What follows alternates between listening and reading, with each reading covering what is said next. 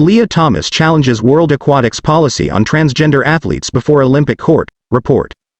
World Aquatics 2022 policy essentially bans trans athletes from women's sports.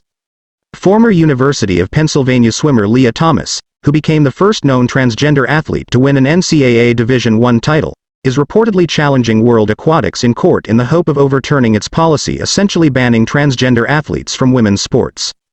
Thomas, who has not swum competitively since winning the women's 500-yard freestyle event in 2022, has asked the Court of Arbitration for Sport, CAS, in Switzerland to overturn the sports governing body's latest policy, which essentially banned biological males from competing in women's elite events if they have undergone any part of male puberty, The Telegraph reported Friday. According to the report, Thomas hired Canadian law firm Tier and first approached CAS in September.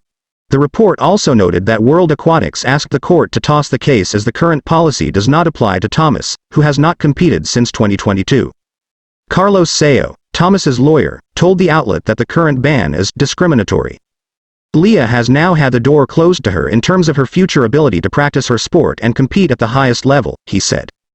She's bringing the case for herself and other trans women to ensure that any rules for trans women's participation in sport are fair, proportionate and grounded in human rights and in science. Thomas previously expressed interest in competing in the Olympics during an interview with Good Morning America in 2022. "It's been a goal of mine to swim at Olympic trials for a very long time, and I would love to see that through," she said.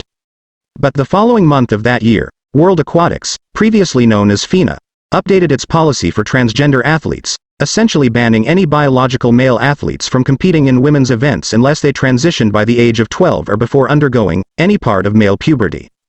The policy change was spurred by the International Olympic Committee's guidelines and recommendation in November 2021 that all international federations develop their own sport-specific eligibility criteria for the women's competition category.